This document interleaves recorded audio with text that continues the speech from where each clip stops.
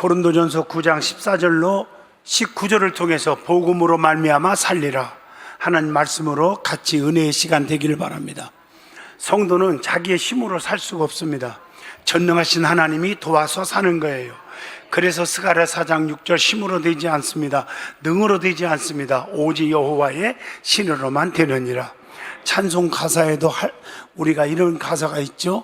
울어도 못하네, 힘써도 못하네, 참아도 못하네, 믿어야 살겠네. 그래서 우리는 성령 충만함을 구해야 됩니다. 그래서 성령 충만함을 받아서 예수 그리스도의 참다운 증인이 되는 것이 바로 믿음 있는 사람이라고 말할 수가 있습니다. 예수님 이 땅에 왜 오셨습니까? 내가 이 땅에 온 것은 생명을 얻게 하고 더 풍성케 하려는 것이니라. 생명. 그래서 복음을 전파해서 영원히 구원받게 하여야 한다는 것입니다. 예수님이 이 땅에 오신 목적이 바로 그거예요. 천국 복음을 전파하기 위해서 오신 것입니다. 그래서 성경 보면 성경의 예언대로 저와 여러분을 위해서 이 땅에 오셨고 죽으셨고 부활하셨고 승천하셨고 다시 오실 것입니다. 이 5가지, 4가지는 이미 이루어졌고 한 가지만 남았어요. 주님이 반드시 오신다는 거, 오셔서 심판하러 오신다는 거. 그래서 천국과 지옥으로 갈라지는 거예요. 또 신부와 또 신랑 되신 예수님과 혼인잔치하는 그런 역사가 임할 줄로 믿습니다. 오늘 여러분 성경의 5가지 예수님의 사건이 성경의 예언대로 성도들을 위해서 일어나는 사건입니다. 이러한 복음으로 성도가 사는 거예요. 그렇기 때문에 성도가 복음을 전한다는 것은 막중한 사명이고 꼭 해야 될 일인 줄로 믿습니다. 사도 바울은 복음을 내가 전하지 않고는 내게 화가 있을 것이므로다, 이렇게 본문 고린도전서 9장 16절을 통해서 고백을 하고 있습니다. 오늘 이 복음을 전해야 할 이유가 무엇인지, 이 복음을 어떻게 전해야 하는 건지, 복음을 전하면 하나님이 어떤 축복을 주시는지 오늘 이 말씀을 통해서 은혜의 시간이 되어지기를 바랍니다. 이 복음 때문에 죽을 자가 살고 변화받고 문제가 해결되는 거예요. 여러분, 복음의 중심이 예수님이신데 예수님에 대한 말씀은 크게 5가지 사건이 있어요. 성경의 예언대로 저와 여러분을 위해서 오셨고 죽으셨고 부활하셨고 승천하셨고 다시 오실 것입니다. 제일 먼저 예수님의 탄생 사건입니다. 예수님은 성경의 예언대로 말씀이 육신이 되어 이 땅에 오셨다고, 그래서 아버지의 독생자의 영광이요 은혜와 진리가 충만하더라, 요한복음 1장 14절에 기록되어 있습니다. 하나님의 약속이 예수님이 이 땅에 탄생함으로 전 인류에게 성취가 되는 거예요. 마태복음 1장 22절로 23절입니다. 예수님이 이 땅에 오심으로 이 세상의 구속을 위해서 어떻게 보면 구속 사업을 위한 대업이 시작된 겁니다. 누가복음 2장 29절에서 32절에 기록되어 있습니다. 두 번째 사건은 예수님께서 십자가에 달려 죽으신 속죄의 사건입니다. 만민의 속죄를 위해 예수님은 양손 양발에 못 박히시고 머리에 가시면령을 쓰고 옆구리에 창으로 찔려 피와 물을 다 쏟으시고 죽어주셨어요. 만민의 속죄를 위해서 죽어주신 거예요. 로마서 5장 8절에 우리가 아직 죄인 되었을 때에 그리스도께서 우리를 위하여 죽으심으로 하나님께서 우리에 대한 자기의 사랑을 확증하셨느니라. 하나님의 어린 양으로 속죄의 피를, 보혈을 흘려주신 거예요. 그래서 이사야 53장 5절에 그가 채찍에 맞음으로 우리가 나음을 입었도다, 이렇게 말씀한 거예요. 예수님의 보혈을 믿음으로 구원받고 새 생명을 얻게 되었다는 것이죠. 로마서 5장 9절의 말씀입니다. 자, 세 번째는 예수님의 부활 사건이에요. 예수님은 죽은 것으로 끝났다면 예수 믿을 이유가 없고 제가 여기 서 있을 이유가 없어요. 죽은 예수를 왜 믿어요? 예수님은 분명히 사망 권세 이기시고 사흘 만에 다시 살아나셨습니다. 고린도전서 15장 3절로 4절. 그래서 기독교는 생명의 종교요, 부활의 종교요, 영생의 종교입니다. 나를 믿는 자는 죽어도 살겠고 살아서 믿는 자는 영원히 죽지 아니하리라. 네가 이것을 믿느냐라고 질문했을 때 맞습니다, 믿습니다. 그때 예수님께서 부활의 믿음을 믿는 그들에게 나사로야 일어나와라, 무덤 속에 썩은 송장을 살려내신 줄로 믿습니다. 부활의 믿음을 갖는 자에게 기적이 따른다는 거예요. 예수님은 분명히 살아나셨습니다. 그리고 40일 동안 11번 나타나 보이셨어요. 나를 봐라, 나 이렇게 살아났다, 만져봐라, 보아라. 예수님은 지금도 살아계셔서 믿는 자들에게 새 생명을 주신다고 로마서 6장 4절에 말씀합니다. 네 번째는 예수님의 승천 사건입니다. 예수님은 부활하신 후에 40일 동안이나 내가 살아났다는 것을 증명하시고 500명이 보는 가운데서 구름 타시고 하늘로 올라가셨습니다. 사도행전 1장 11절의 말씀이죠. 그리고 하나님의 보호자의 우편에서 성도를 위해서 기도하고 계십니다. 마가복음 16장 19절입니다. 예수님은 하늘로 승천하셨지만 승천하실 때 마지막 세 가지 말씀을 부탁하셨고 명령하셨고 예언하셨습니다. 그러면서 하는 말이 볼지어다 내가 세상 끝날까지 너희와 항상 함께 있으리라. 하늘로 올라가신 분이 어떻게 함께 하실 수 있습니까? 예수님 이름 자체가 임마누엘이라 하리라. 예수님은 우리와 함께 하신다는 거예요. 지금은 뭘 통해서? 보혜사 성령을 통해서 함께 하는 거예요. 그래서 성령을 받으라 그런 거예요. 성령은 하나님이십니다. 사도행전 1장 4절로 5절에 예루살렘을 떠나지 말고 내게서 들은 바 아버지께서 약속하신 것을 기다려라. 요한은 물로 세례를 베풀었지만 너희는 몇 날이 못 되어 성령으로 세례를 받으리라 하셨느니라. 그래서 성령 하나님을 보혜사로 우리는 만나고 사는 거예요. 성령을 받으면 땅끝까지 예수님을 전하는 증인이 되라고 사도행전 1장 8절에 말씀을 줍니다. 그러면서 예수님은 너희들이 본대로 다시 오시겠다. 이게 오늘 사도행전 1장 11절에 첫째가 뭡니까? 성령을 받아라. 두 번째, 권능을 줄 텐데 권능 받으면 증인이 되라. 명령. 세 번째, 내가 다시 오겠다 약속하신 거예요. 그리고 마지막 사건 하나 남았는데 예수님이 다시 오실 재림 사건입니다. 영광 중에 구름 타시고 다시 오시리라. 계시록 1장 7절 그런데 모든 족속이 그로 말미암아 애곡하리니 그러하리다. 아멘. 믿는 자는 아멘 주 예수시여 어서 오시옵소서 하고 기쁨으로 맞이할 수 있겠지만 믿지 않는 자, 체험이 없는 자, 성령으로 거듭나지 못하고 불평과 원망과 비판만 했던 사람들은 가슴을 치는 통곡의 역사가 일어난다는 거예요. 예수님 오실 때 데살로니가전서 4장 16, 17, 18절에 천군 천사 호령 나팔 소리와 함께 주님이 강림하시는데 예수 잘 믿다가 죽은 자들이 무덤에서 올라가고 살아있는 자들이 올라가서 주님과 함께 있으리라 그랬단 말이에요. 그날이 얼마 안 남았어요. 그래서 악한 자들과 이 세상 사람들은 반드시 심판을 받기 때문에 세상에서 힘들어도 핍박을 받아도 두려워하지 않기를 진심으로 축복합니다. 계시록 19장 20절이에요.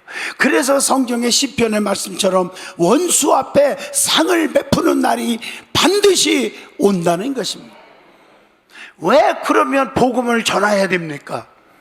복음을 전하는 자들이 복음으로 말미암아 산다고 주님께서 말씀하셨어요. 이게 오늘 본문 고린도전서 9장 14절입니다. 복음을 듣고 죽을 자가 살고 문제 있는 자가 해결되고 병든 자가 고침받고 마음의 심령이 변화가 일어나는 거예요. 저는 지금도 잊을 수 없는 게 옛날 얘기지만 인천 쪽에서 부흥회를 하는데, 아니 설교 끝나고 기도하는 시간에 어떤 덩치가 이만한 깡패 같은 청년이 말이요 쫙 나오는데, 그냥 나오는 게 아니라 이만한 복칼을 들고 나오는 거예요. 한쪽에는 뭐 봉투 하나 들고. 어머나, 나를 죽이려고 그러나? 나도 운동 꽤 많이 했지만 복칼 앞에는 두렵더라고요. 그런데 이상한 것은 그 눈에서 눈물이 펑펑 흘리면서 나오는 거예요. 그 사연을 들어본 즉 어느 권사가 자기 돈을 다 떼먹어갖고 죽을 지경이래요. 너무 억울해서 너 죽고 나 죽자 하고 죽이려고 집에 갔더니 애가 우리 엄마 부흥회 갔어요 그러더래요. 어디냐 알려주더래요. 그래서 와본 거예요. 딱 와보니까 문이 앞에 있고 뒤도 있는 거예요. 바깥에서 기다리다가 엄마나 이리 나갈지 저리 나갈지 모르잖아. 그래서 안으로 들어온 거예요 이 사람이. 그 뒤에서 끈다기만 기다리는 거예요 그 사람 보면서. 그런데 그때 마침 제 설교가 어떤 설교냐, 복음이 중요하다는 얘기예요. 성령께서 역사하신 거죠. 그 사람을 위해서 또 말씀을 전하게 하신 거라고 나는 믿습니다. 내 것이 내 몸이 아니다. 생명은 하나님 주신 거다. 그런 말씀이에요. 그리고 하나님의 능력을 믿으라. 원수를 내가 갚는 게 아니다. 하나님의 능력을 믿지 않기 때문에 내가 원수를 갚으려고 하는 거 아니냐. 내가 한다. 오늘 이 말씀에 깨달음을 받은 거예요. 회개한 거예요. 그리고 옛날에 교회 다녔던 생각이 나가지고, 그리고 나오면서 감사원금까지 가지고 나오더라고요. 돈 다 뜯겨없는 사람이. 그러니까 권사가 앞에 뛰어나와서 부둥켜 안고 흐느끼고 울면서 잘못했다고, 내가 중노동원해서라도 갚겠습니다 이러더라고. 갚았는지 안 갚았는지 내가 그 뒤로는 확인을 안 했지만 아마 갚았겠지요. 복음은 심령을 변화시킨다고 해요. 복음을 듣지 않으니까 변화가 안 일어나는 거예요. 그리고 원수를 맺고 사는 거예요. 하나님의 말씀은 살아있고 운동력 있어 좌우의 낯선 검보다 예리하여 우리의 심령 골수를 쪼개고 우리의 마음과 생각을 판단하시나니, 히브리서 4장 12절의 말씀입니다. 말씀은 살리는 역사가 일어납니다. 말씀은 죽은 나사로도 살렸잖아요. 요한복음 11장에 에스겔 골짜기 해골 바가지들이 주의 종 선지자가 애치니까, 복음을 애치니까 살이 붙어라, 가죽이 붙어라. 주의 종에게 주시는 특권이잖아요. 애치는 선포, 설교가요. 그거 듣자마자 살이 붙고 가죽이 붙고 심줄이 붙어서 살아 움직이는 군대가 되었더라. 또 말씀은 천지도 창조되잖아요. 말씀 한마디로 여호와께서 빛이 있으라 하시매 빛이 있었다고 창세기에 말하잖아요.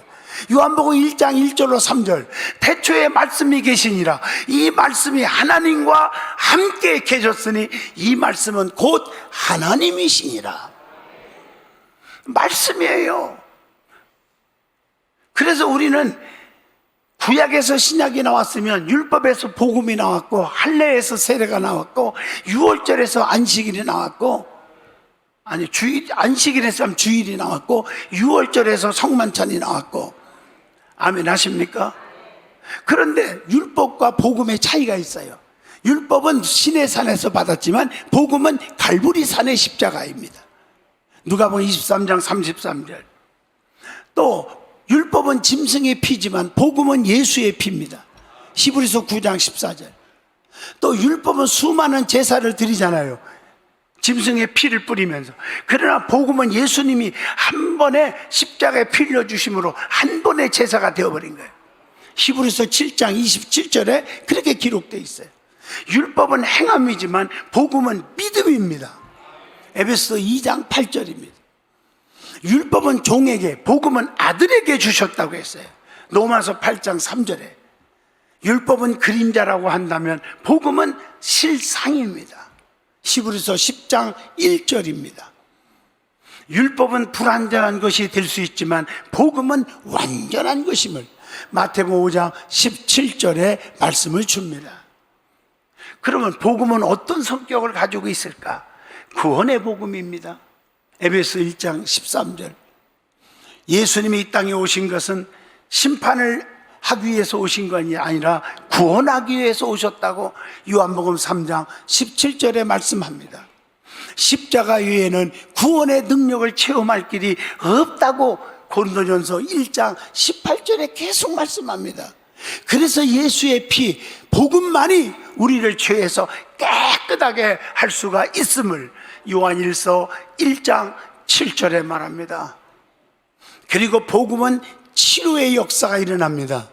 마태복음 10장 8절, 병든 자들을 다 고쳤다고 했어요. 죽은 자들을 살렸다고 했어요. 치유의 역사가 일어납니다.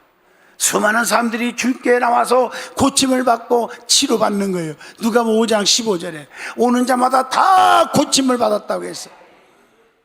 상처받고 고통받는 이들이 주님께로 와서 다 고침을 받았습니다.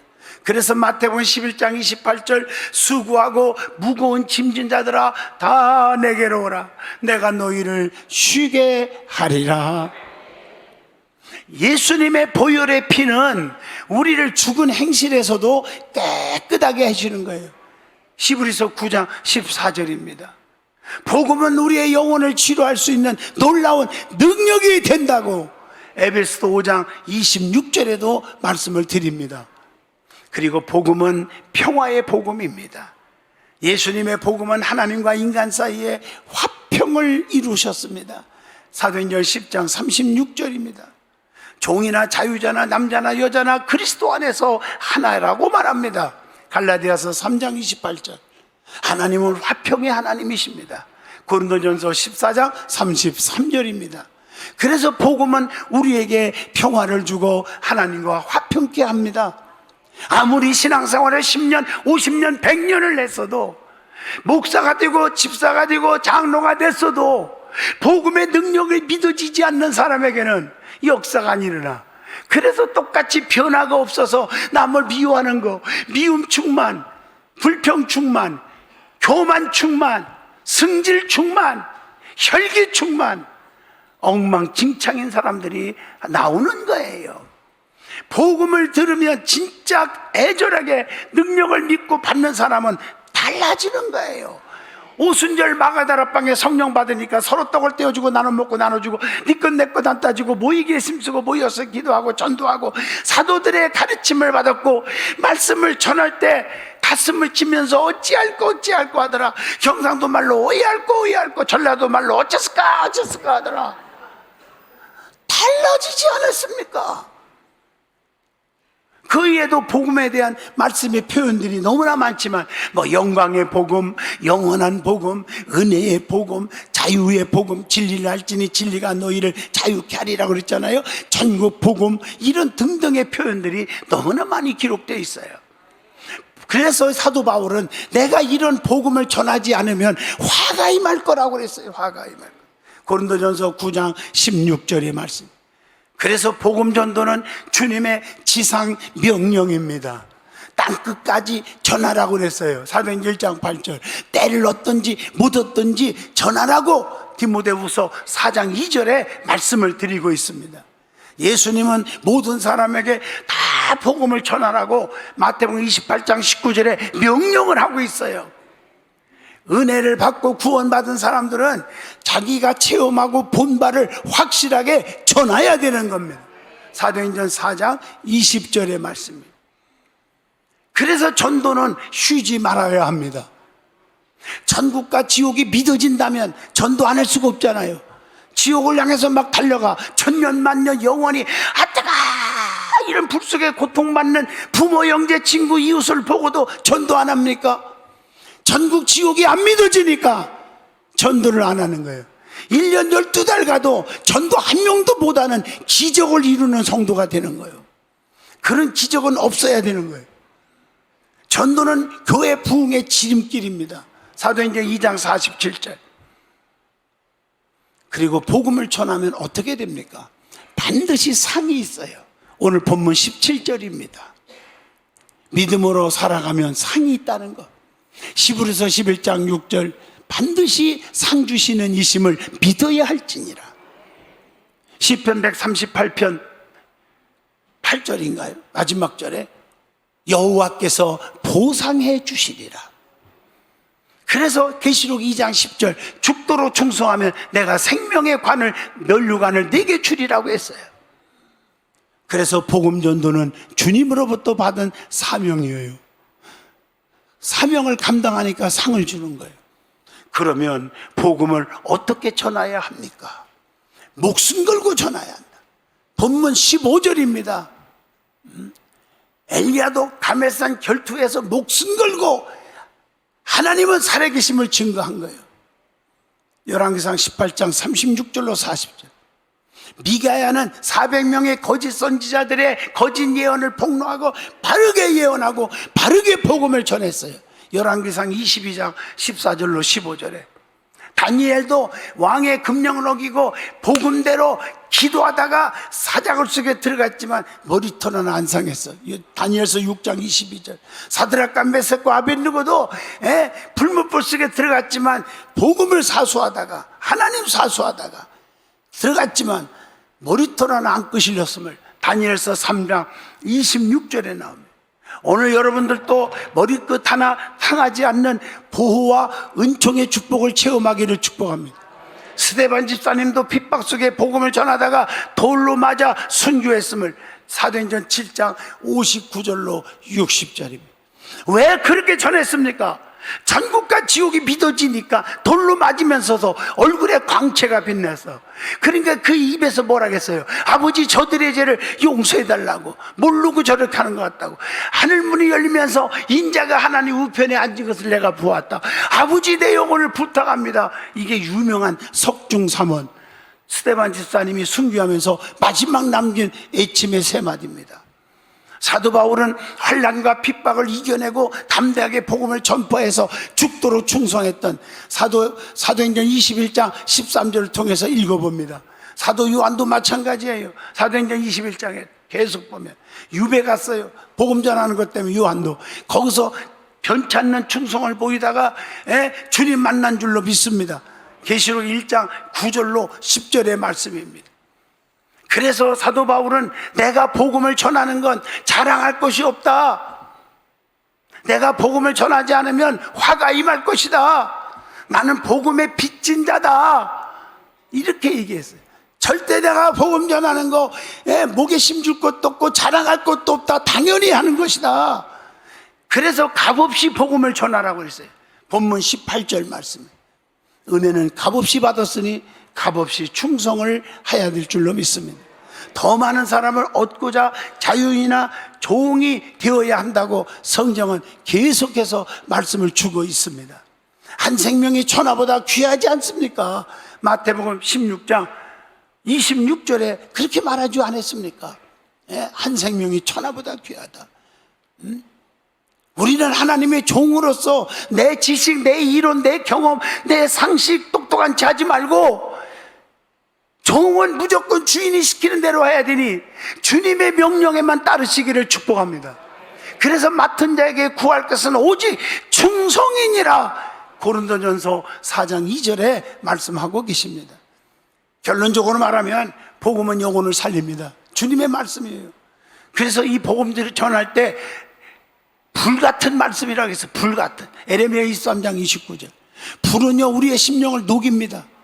교만과 아집과 혈기를 녹여서 부드러운 사람 큰 그릇 귀한 그릇으로 다시 만들어내는 게 불의 역사인 줄로 믿습니다. 불같은 말씀 듣고 역사를 이루시기를 주의 이름으로 축원합니다.